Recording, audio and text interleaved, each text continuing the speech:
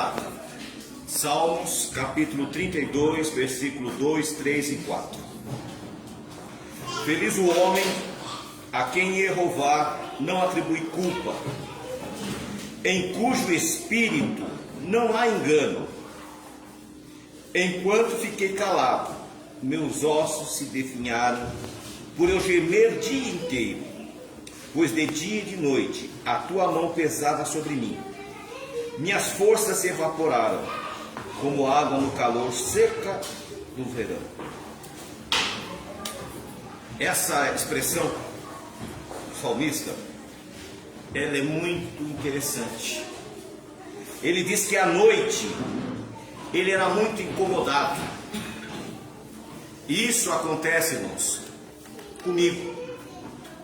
Muitas vezes as pessoas dizem: por que você fica se preocupando com as pessoas?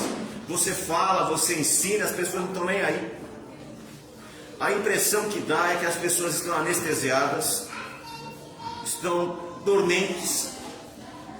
Eu mandei para vários amigos, conhecidos, que Shavuot é a partir do pôr do sol de hoje e amanhã. Mandei para vários. Eles, por seguirem o calendário errado, celebraram essa semana.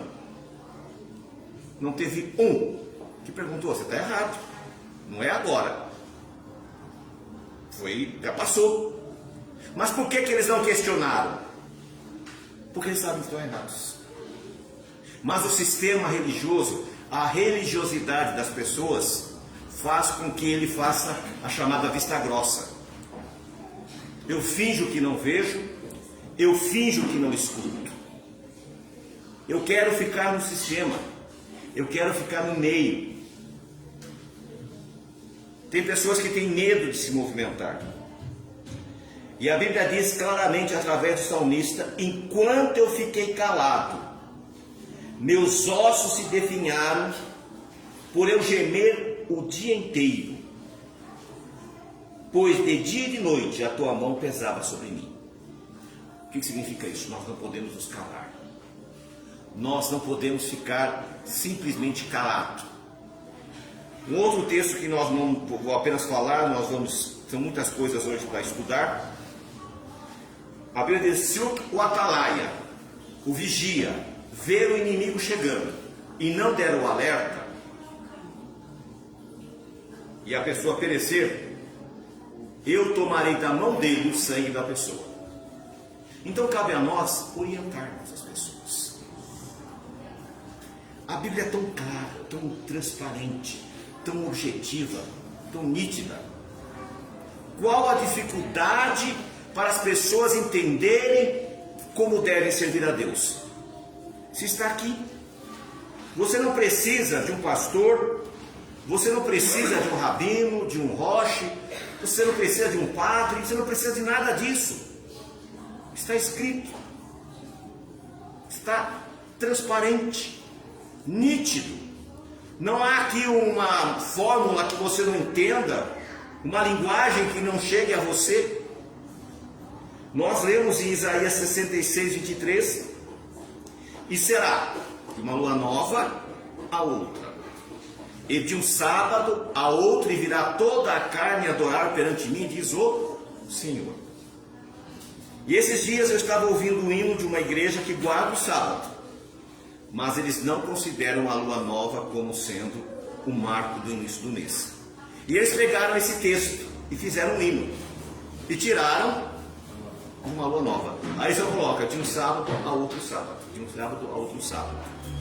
Aí vem a pergunta: o que está acontecendo com essas pessoas que elas não estão entendendo o que estão fazendo? Outro detalhe, irmãos: a má interpretação da palavra Pentecostes. A palavra Pentecostes não é nada mais, nada menos que 50. É isso. Em grego é 50. Aí eu vejo igrejas pentecostal, não sei o que. Fica um tanto estranho, igreja 50, um tanto. Então, nem isso as pessoas se dão para perceber que é um equívoco, que é um erro. Nem por isso as pessoas imaginam que há alguma coisa errada. Outro fato, a Bíblia tem algumas festas bíblicas que nos remetem à volta de Yeshua. E uma delas é a festa de tabernáculos, que é a eternidade. Quando nós lá no reino milenar, nós vamos celebrar tabernáculos. A outra festa é o sábado, que vai ter na eternidade, que vai ter no milênio. A outra festa é a festa da lua nova, que vai ter no milênio.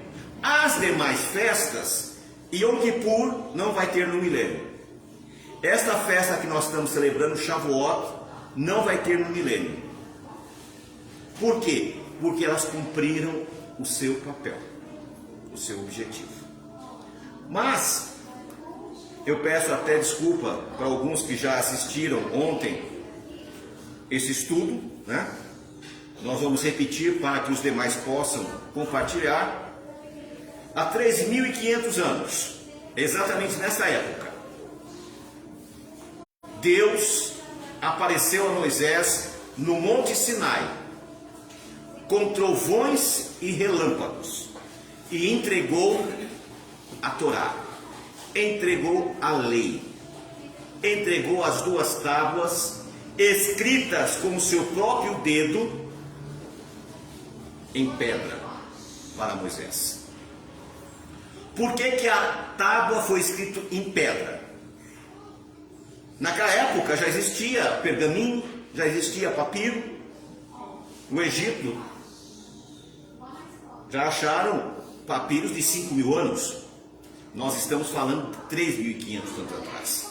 O porquê o Deus bendito deu 2 pedras escritas. Qual o motivo? O motivo é um só: a eternidade.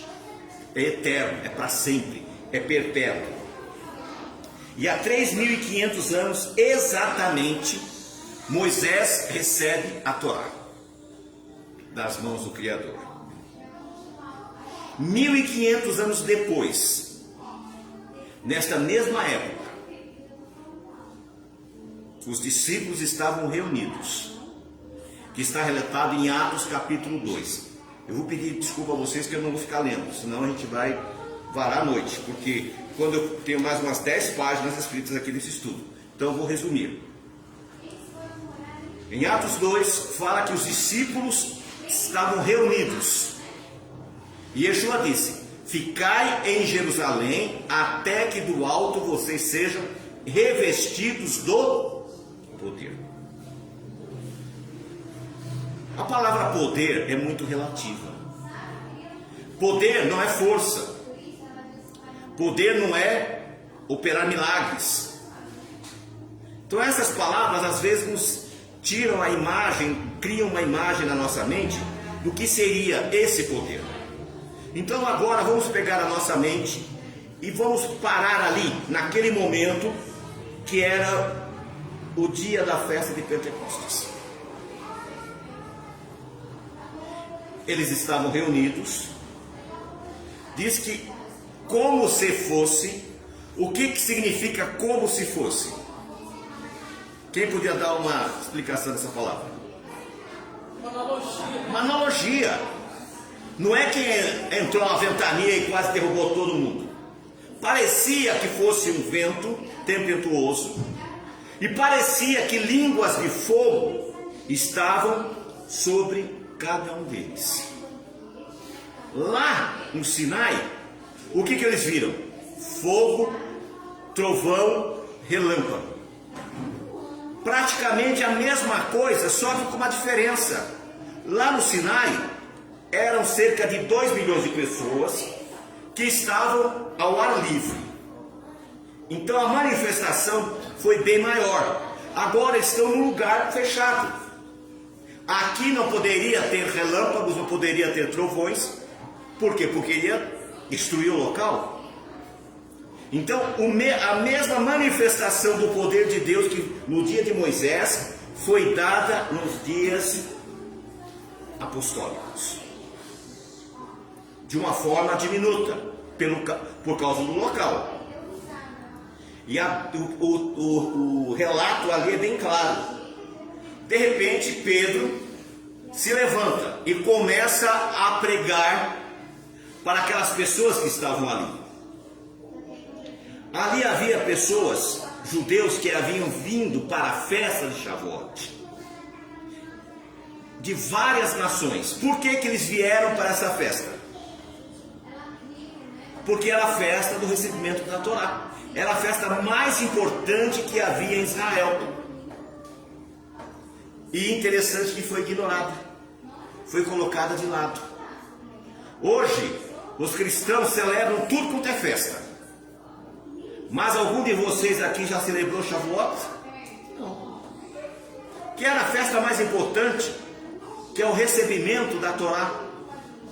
A Bíblia diz que nos dá a analogia que Yeshua é a Torá viva, como está relatado em João capítulo 1. A coisa mais importante para nós é esta festa, que nós temos que entender para que ela serve. Primeiro, que é a lei que foi dada a nós. E agora Pedro começa a pregar. E ali havia pessoas de todas as regiões. Para facilitar para vocês, ali havia pessoas de língua inglesa, russa, espanhola, portuguesa, hebraico, árabe, enfim, chinês, japonês, coreano, todo tipo de idioma. E Pedro começou a pregar e as pessoas ouviam, cada uma no seu próprio idioma. Na verdade, o que eles chamam de dom de línguas foi um dom de ouvido. Começou a se pregar e as pessoas conseguiam entender na sua própria língua. Entendam um detalhe, meus irmãos. Quando as línguas foram separadas, quando houve essa separação, isso não era uma maldição. Era para evitar que os homens ficassem o quê? Aglomerados. Eles tinham uma ordem de se espalhar e eles queriam fazer o quê? Ficarem juntos. E foi o que aconteceu ali também, naquele momento. Estava cômodo para os discípulos até certo momento, porque eles só vão sair de Jerusalém quando começa a perseguição. Porque é muito cômodo você ficar no seu lugar que você conhece, né? Tem pessoas que amam o lugar que ela mora e de repente ela muda para um lugar muito melhor e ela diz: mas eu não me acostumei aqui, não gosto. Igual eu amo esse bairro. Aí pergunta: você gosta de morar aqui na Grande Viana? Mais ou menos. Eu gosto dali, eu gosto daqui. Estou há 30 anos aqui. Isso é da natureza humana, não é problema nenhum. Mas voltando para a festa, eu estou começando do fim para o começo. Naquele dia em Pentecostes, naquele dia em Shavuot, as pessoas começaram então a entender a missão. E agora começa-se a pregação do Evangelho, das boas novas. E aí o que acontece? Passa-se os anos. Passou-se 1900 anos. Nunca houve, durante 1900 anos, estou arredondando, é um pouco menos, nunca houve, durante esse período, nenhum movimento dentro da igreja, inicialmente católica, depois protestante e depois evangélica. Nunca houve, nesse período de 1900 anos, o que é hoje chamado de movimento pentecostal. O que nós vemos hoje no movimento pentecostal? Uma língua chamada língua estranha. E ela é tão estranha que até quem fala não entende. Ah, mas a pessoa está simulando. Não é verdade. Isso não é verdade. Eu conheço várias pessoas que têm aquela pronúncia. Não é hoje, não vamos falar sobre isso. Existe até um termo científico para essa palavra, sobre essa forma de falar. Grossolalia? Não, é xenolália ou grossolalia. mas o termo mais indicado seria xenolalia. O que é xenolalia? O que é o grossolalia? Às vezes você não consegue fazer com que o seu cérebro esteja unido à sua língua. Aí você fala e sai palavras erradas, palavras desconexas. O que proporciona isso? Emoção. Quando você fica muito emocionado, quando você é uma pessoa sensível, uma pessoa que tem sensibilidade, essa pessoa ela tem esse problema. E ela fala: é pecado isso? Não, não tem pecado nenhum nisso. Pelo contrário, cada pessoa expressa a sua natureza com Deus da forma que ele acha que deve ser feito. Só que como é que surgiu esse movimento? Presta atenção, volto a repetir. Desde Pentecostes em Jerusalém até o surgimento desse movimento novo de pentecostal, passaram-se 1900 anos. Teria o Espírito Santo deixado a terra por um período? Nesse período, Deus não se manifestou na igreja? Porque o que acontece? Existe hoje uma forma de... as pessoas são muito preconceituosas. Ela acha o seguinte: só nós vamos ser salvos. Isso é uma hipocrisia. A Bíblia não fala isso. A Bíblia fala dos justos das nações. O que é um justo das nações?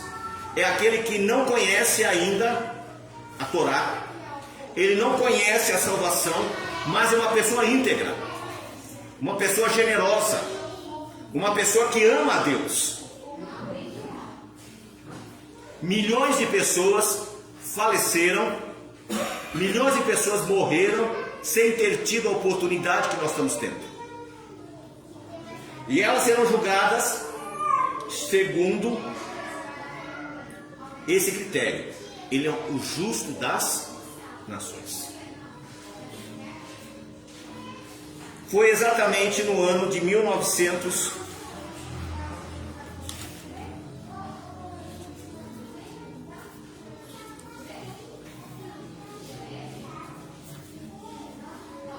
Foi em 1906, nos Estados Unidos, que surgiu as primeiras manifestações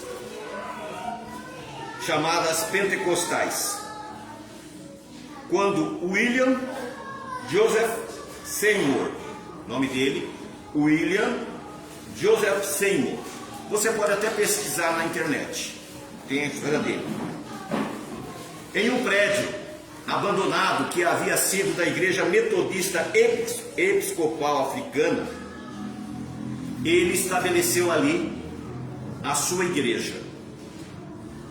E ele dizia que ele recebia dons espirituais. E esses dons espirituais a igreja cristã tradicional rejeitou, como até hoje, né? A igreja batista, metodista, presbiteriana, adventista, essas igrejas, elas rejeitam o movimento pentecostal. Eles dizem que aquele movimento é suspeito. Até hoje é comum isso. Na época foi pior ainda, porque até então a igreja era uma igreja mais tranquila, vamos dizer assim. De repente surge esse movimento em 1906 e ele começa a atrair pessoas, e esse movimento começa a crescer, mas com muitas restrições. Ele vem a falecer em 1922. A sua esposa vai manter até 1931 essa igreja. Depois ela deixa de existir. Só que aí a semente dessa visão que ele pregou já tinha sido espalhada. Dois batistas que eram missionários vieram para o Brasil. E aqui no Brasil eles tentaram implantar na igreja batista o movimento pentecostal. Só que não teve sucesso. Eles foram excluídos, foram expulsos da igreja. E aí o que acontece? Aí que nasce a igreja Assembleia de Deus em Belém e se espalha por todo o Brasil. O Brasil era um terreno fértil para isso. Por que era um terreno fértil? por causa do misticismo do nosso povo. O nosso povo é muito místico. Da mesma forma que o William Seymour, ele era de origem africana. Os seus antepassados praticavam os cultos africanos. E aquilo influenciou a vida dele. Aqui no Brasil não foi diferente. Por quê? Porque já a própria Igreja Católica, aqueles que eram de origem afro, já praticavam os seus cultos em casa, porque a igreja proibia.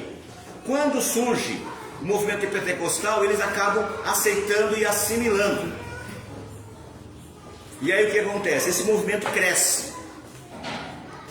E ele toma proporções muito maiores do que as igrejas tradicionais. Por quê? Porque vai surgir uma coisa nessas igrejas que eles vão chamar de profeta, que não tem nada com profeta, que é a vidência. Como o nosso povo é um povo místico, é um povo que gosta de ler cartas, né? É um povo que gosta de ver horóscopo. Aí as pessoas, o que essas pessoas começam a fazer? Começam a ir à igreja para ter uma palavra.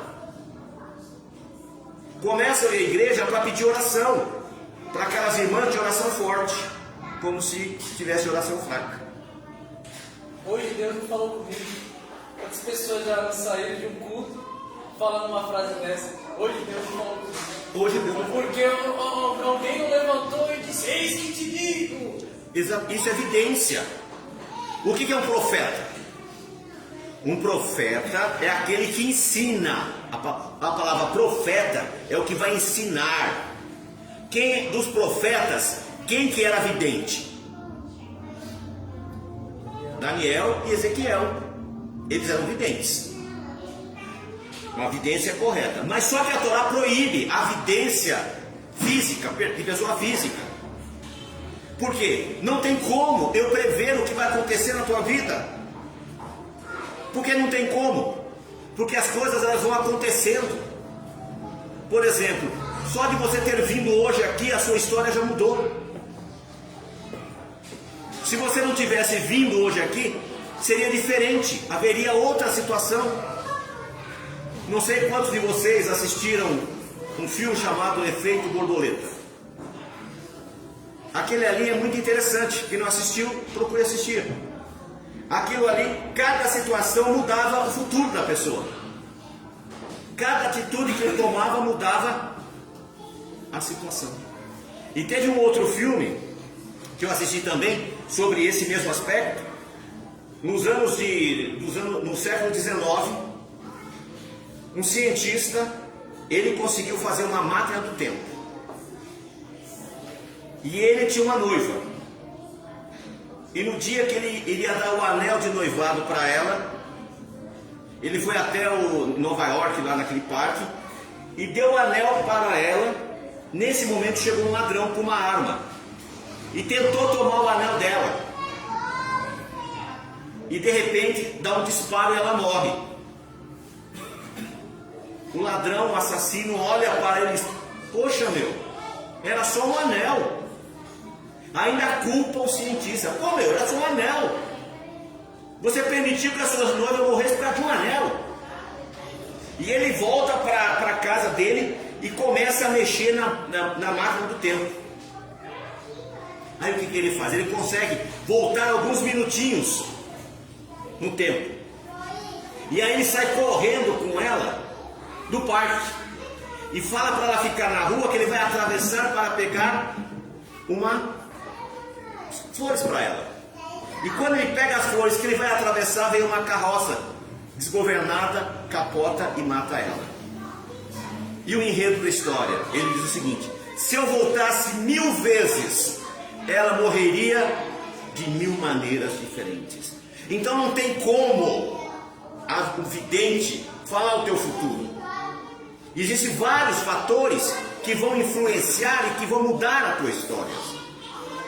E foi justamente essa questão de vidência, que era muito comum entre as religiões afro, que influenciou o movimento pentecostal. E é muito comum você ir numa igreja, preste atenção, eu não estou aqui criticando, eu estou apenas relatando fatos. Porque às vezes, ele está condenando. Não estou condenando, pelo contrário. Quem sou eu? Estou apenas relatando os fatos. É muito comum você ir nessas igrejas, quando termina o culto, faz uma fila de pessoas que vai pedir uma palavra para o vidente. Aí a pessoa fica lá, a pessoa chega no ouvido dela e fica aquela situação. Só que isso não tem nada a ver com Pentecostes. Isso não tem nada a ver com Shavuot. Isto é uma questão, uma crendice que foi criada no século XX. Não tem nada a ver com os dias apostólicos. Não tem nada a ver com os apóstolos. Por isso que nós temos que trazer para vocês a verdade sobre esse fato. Aí vem a pergunta: e essas pessoas que estão fazendo isso? Nós temos que orientá-las. Se não devem praticar esse tipo de coisa. Isso não é o ideal. Mas eu quero saber o meu futuro. Como é que eu faço para saber o meu futuro? Qual foi a preocupação do jovem rico? O futuro dele. Ele não disse: como eu faço para herdar a salvação? Ele estava preocupado com o futuro, não estava? Qual foi a resposta? Guarde os mandamentos. Para você ter uma vida próspera, para você ter uma vida de equilíbrio, para você ter uma vida blindada pelos céus, é guardar a lei de Deus. Simples. Se você fizer isso, o que vai acontecer? Você vai ter uma vida de prosperidade. Não vai ter dificuldade alguma.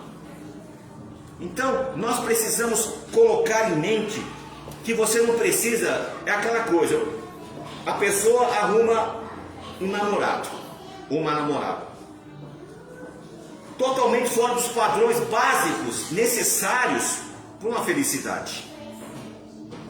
Às vezes o cara é drogado, é vagabundo e outras coisas mais. Não adianta você pedir ora para que ele mude. É muito difícil. Tem pessoas que gostam de viver daquele jeito. Minha mãe costumava dizer que o pai dela ensinou para elas o seguinte, e para os filhos que ela tinha: se você quiser ter um cão de guarda, não adianta você arrumar um pincher, nem um poodle. Não vai resolver. O ladrão vai roubar a tua casa e vai roubar o cachorro. Então você tem que arrumar um cão de guarda, um pastor alemão, um Rottweiler. Esse vai cuidar da tua casa. Se você quer arrumar um esposo, olhe como ele age com a vida. Se ele trabalha, se ele paga as dívidas, e olhe como ele trata a mãe dele e a irmã. Vai ser exatamente como você vai ser tratado. Porque nós não mudamos. O ser humano não muda. Ah, não, mas eu vou orar e ele vai mudar. Você pode orar o resto da sua vida, que não vai mudar. As pessoas são assim. As pessoas podem dar uma melhorada. Então, muitas pessoas, essas igrejas, elas estão cheias de pessoas que não conseguem lidar com a vida. E elas precisam outra coisa, elas têm que sentir alguma coisa. Hoje Deus não falou comigo. Gente, o que eu estou fazendo aqui é meia hora? Pelo amor de Deus. Se Deus não falou com você é porque você não está ouvindo. A sua cabeça não está aqui. O seu corpo está aqui. Você está sentado aí. Mas a sua mente está em outro lugar. Porque Deus fala conosco através da palavra. É através da Bíblia que Deus fala conosco. Não é através de promessas ou Deus vai mudar a tua vida. Eis que te digo, Deus vai transformar a tua vida. Para os jovens que estão aqui, se vocês não estudarem, se vocês não se aprimorarem, sabe o que vai acontecer na vida de vocês? Nada. Vai continuar do mesmo jeito. Simplesmente isso. Não vai mudar em nada. Porque o mundo está mudando. Esse mundo de hoje não é mais um mundo que nós tínhamos um ano atrás. É uma outra realidade. Tudo está mudando. Se você não mudar, você não vai alcançar nada na tua vida. É simples assim. Então não precisa você fazer campanha, não precisa você pedir os irmãos 6 horas para mim. Não precisa nada disso. A Bíblia diz, quando quiseres orar, faz o quê? Entra no teu quarto, fecha a tua porta, pede em segredo Deus vai te responder. Simples. Então as pessoas começaram a confundir o que era pentecostalismo com Pentecostes, com Shavuot. Em Joel, no capítulo 2... Irmão, sabe uma coisa interessante? Eu nasci e fui criado numa igreja pentecostal. E esse relato, essa história de Atos 2 sempre me foi contado desde pequenininho. Eu nunca parei para pensar o que era o dia de Pentecostes. O texto começa assim: no dia de Pentecostes, os discípulos estavam reunidos. E eu perdia completamente o foco, porque na minha mente de criança, adolescente, vinha um foguinho em cima da cabeça. Era no desenho da escola dominical. A gente cresce com isso. Então, é a mesma coisa que você pegar uma parábola de Jesus e você focar nos elementos que ele fala na parábola e esquecer no final, esquecer o que ele conta. Né? Então você perde completamente o foco. Nesses 50 dias dessa contagem, eles passaram 40 com Jesus. Estudando. E outra coisa. E no 50º dia, eles estavam lá obedecendo o mandamento de comemorar a festa. Era um Shabat. E outra coisa, do foguinho da cabeça virou na canela. Meus canelas de fogo? Desceu. Então, com todo respeito, irmãos, não estamos aqui zombando das pessoas. Nós estamos esclarecendo os fatos. Quando você entender o projeto e o processo de salvação na tua vida, a Bíblia diz que a verdade vos libertará. Você vai ser uma pessoa livre, uma pessoa que vai ter confiança, que você vai deitar e amanhã cedo você vai se levantar porque você pediu a Deus aquilo. Você vai ter certeza que quando você ajoelhar e pedir, Deus vai te responder, porque você vai ter comunhão com Deus. Você não vai precisar falar, não, eu só vou na igreja se eu sentir alguma coisa. Você vai dizer, eu estive na igreja e eu senti a presença de Deus através da sua palavra. Deus falou comigo através da sua palavra. Se Deus usou um jumento para falar com Balaão, quanto mais o Josias. Pensaram que ia falar eu, né? Se enganaram. Pensaram que ia falar eu, né? Quanto mais eu.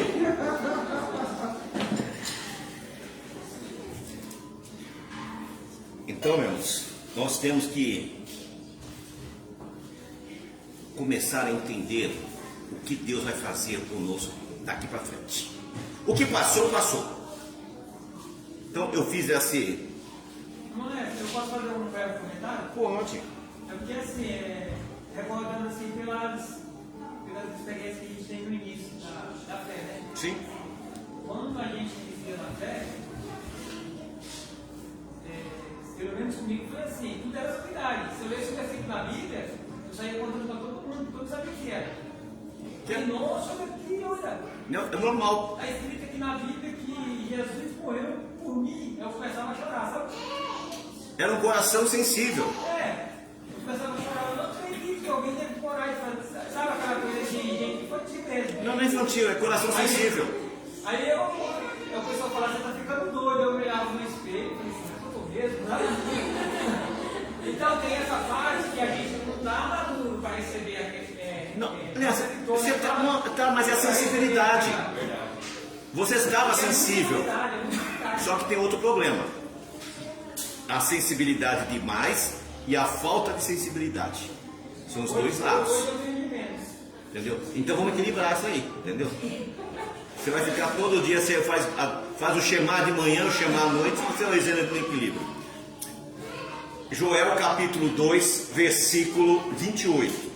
Preste bem atenção na leitura, irmãos, que você vai entender, porque eles usam esse texto para justificar os movimentos pentecostais. Mas aqui mostra que nós vamos ter uma outra situação. Vamos lá. Depois disso, derramarei meu espírito sobre todas as pessoas, e os filhos e as filhas de vocês profetizarão. Os homens idosos entre vocês terão sonhos, e os jovens entre vocês terão visões. A palavra profecia aqui não é evidência, é ensino. Lá em Apocalipse tem um texto que diz assim: importa que profetizes outra vez. Em outra tradução, importa que ensines outra vez. Aqui, a tradução correta, adequada para esse texto, a profecia aqui é: depois disso derramarei meu espírito sobre todas as pessoas, e os filhos e as filhas de vocês ensinarão. Por quê, irmãos? Porque é necessário. Todos vocês que estão aqui, as nossas crianças, elas vão ser cheias do Espírito Santo e vão ensinar as pessoas a cumprir os preceitos de Deus. E não falar dos problemas pessoais, e não falar das dificuldades financeiras das pessoas, não falar de problemas de casamento. Não é isso. É ensinar a palavra. Nós estamos falando do retorno, da volta do Senhor. Os homens idosos entre vocês terão sonhos. Que sonhos são esses? Sonhos proféticos, como o sonho de Nabucodonosor. Serão sonhos proféticos. Deus vai mostrar por que os idosos e não os jovens. Quem me responde? Porque é dono demais? Por quê? Tem um porquê. Hein, Josias? Eu acredito que é por causa do experimento. Por causa do experimento, da experiência. Da experiência. O que você acha? Irmão, o que me vem na mente agora é basicamente isso. É o equilíbrio. O jovem vai ensinar. A pessoa de mais idade já tem mais equilíbrio emocional. Então ele recebe o sonho e ele vai entender, explicar o sonho. Não vai precisar de Daniel para explicar. É o equilíbrio, né? E os jovens entre vocês terão visões. Ué, mas filho e filha é a mesma coisa? Que visão que é essa? Olha, Deus me mostrou que nós temos que ter esse planejamento para levar a palavra. Serão visionários, projetos espirituais. E é isso que Deus quer que você faça. Não quer que você seja apenas um esquenta-banco, mas que seja um visionário, que tenha visões espirituais. Não falei com você não, esquenta-banco. Não falei com você não. Então, vocês não vão ficar só apenas aquecendo o banco, mas Deus vai colocar o Espírito em você, porque a sua mente está mais aberta. Vocês estão mais treinados profissionalmente, não é? Estão mais preparados. Por exemplo, o Breno está fazendo a nossa parte de informática. Ele está mais preparado do que eu, porque eu tenho dificuldade para isso. Então ele é mais visionário. Então essa profecia é para o nosso tempo. Outra coisa, Yeshua nos alertou: aonde tiver quantos? Uma multidão, 2 ou 3, eu estarei entre vós.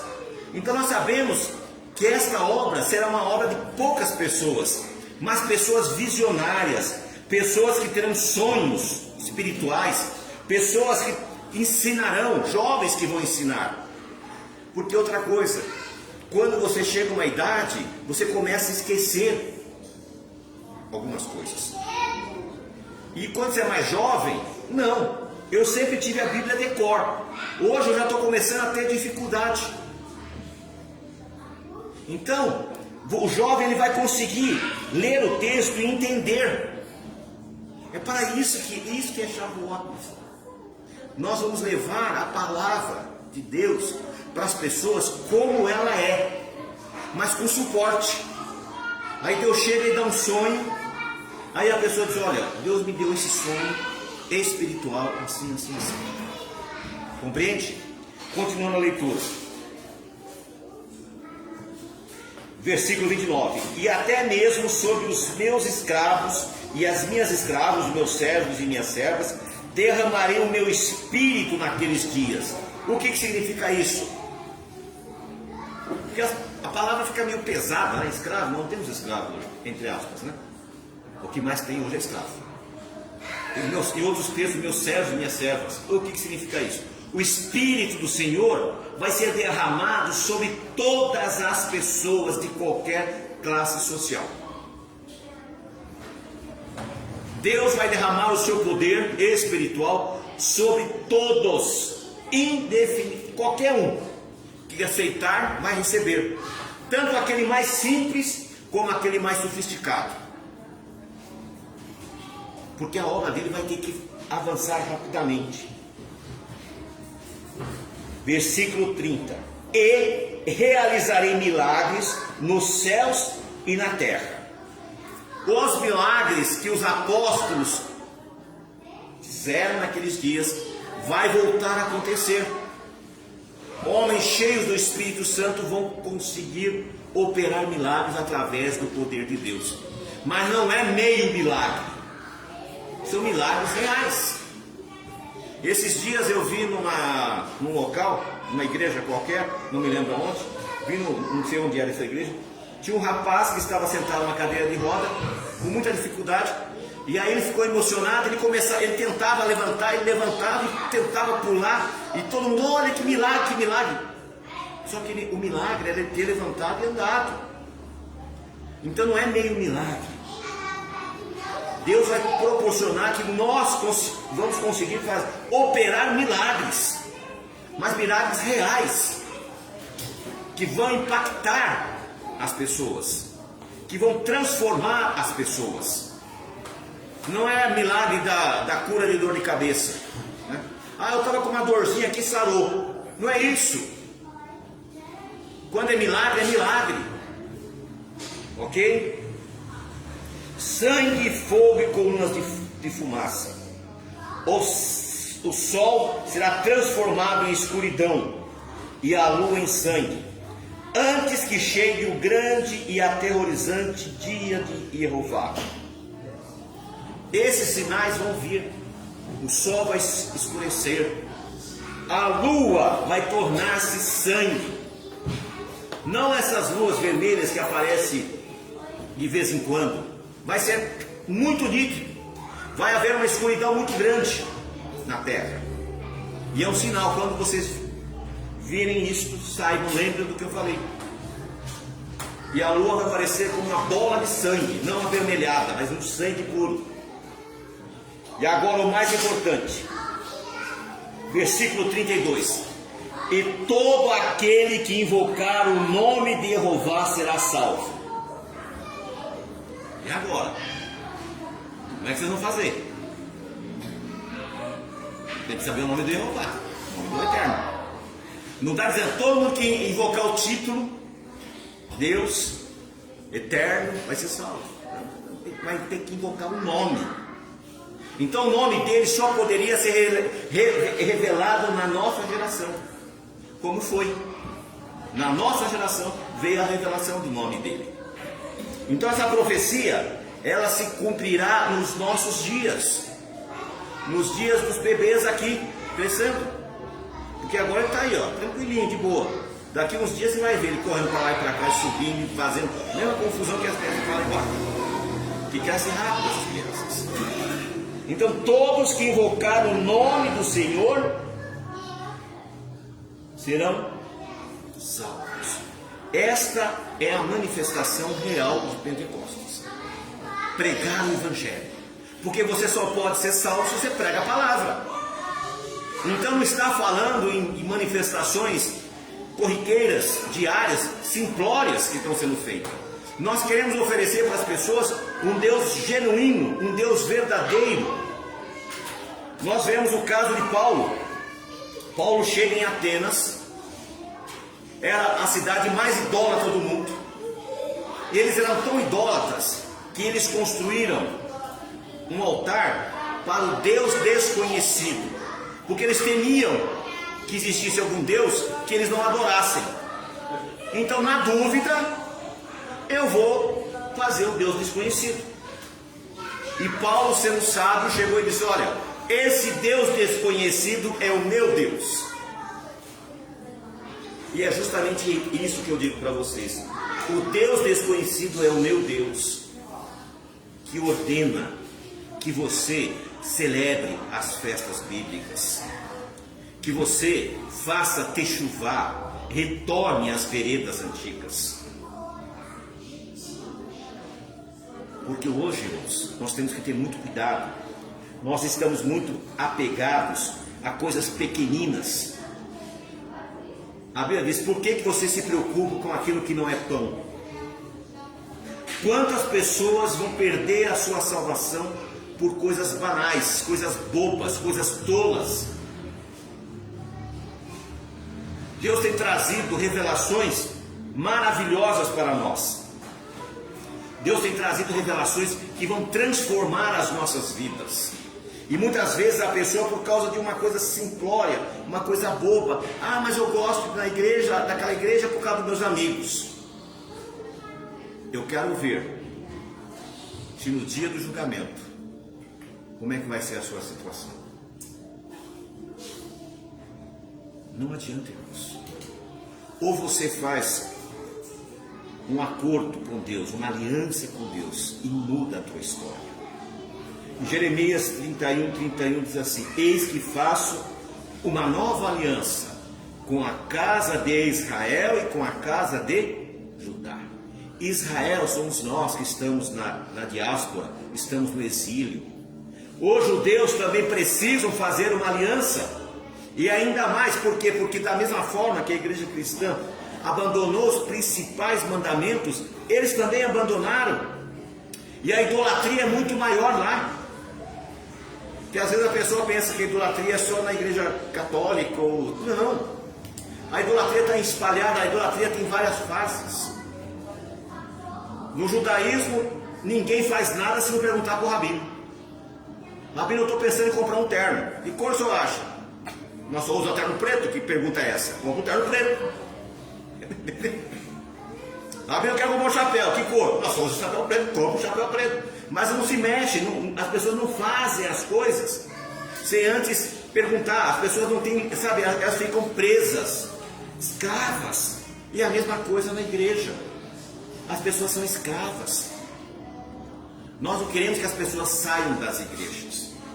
Eu tenho um vídeo que eu fiz, diz assim: eu não quero mudar de religião, mas eu quero que a minha religião sirva a Deus. Essa é a diferença. Então eu não quero que a pessoa saia da igreja, mas eu quero que a igreja sirva a Deus. A quem eu estou servindo? A quem eu estou buscando? A quem eu estou procurando? Que Deus é esse que eu estou procurando? Então, para fazer apenas um encerramento com relação ao porquê que nós estamos celebrando Shavuot hoje, já é pôr do sol agora, e não no meio da semana como foi celebrado. Vamos lá para a Bíblia, Levítico 23.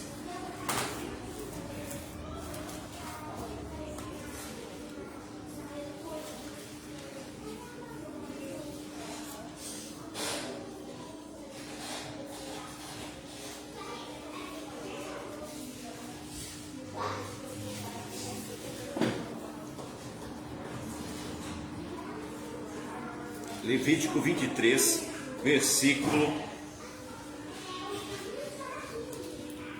15.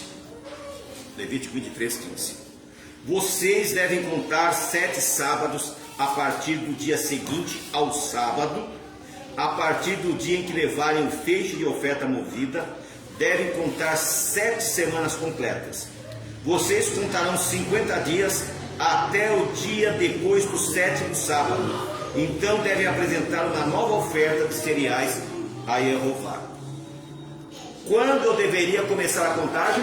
Depois do sábado. Quando é depois do sábado? Primeiro dia da semana. Conhecido como? Então tá tão claro. Aí se você voltar à leitura, na semana dos pães ázimos, Quando que é o Pães Asmos? No dia 15 de Abib. Nessa semana, quando passar o sábado, no primeiro domingo, você vai contar 50 dias. Não tem como Shavuot cair outro dia a não ser domingo. Não tem como. Infelizmente, foi criada uma ideia equivocada e criaram um dia chamado 16 de Abib, que começa-se a contagem dos nossos irmãos que vão no judaísmo. E aí o que acontece? Não vai cair no domingo, não tem como. Só que pode pegar sua Bíblia, ler de trás para frente, de frente para trás, de cima para baixo, de baixo para cima. Você não vai achar esse dia 16 de Abib. Lembra o primeiro texto que eu li? Se eu não falar, os meus ossos vão secar. Então é melhor que as pessoas me chamem de chato, né? Antipático, do que meus ossos secarem. Se alguém tem que secar, que sequem vocês, não eu. Então eu falo. Eu vou falar. Eu vou pregar. Eu não quero nem saber. Primeiro que não sou político. Então ninguém vai votar em mim. Não tem problema nenhum. Então a verdade vai ser dita. Você quer a salvação? Guarda os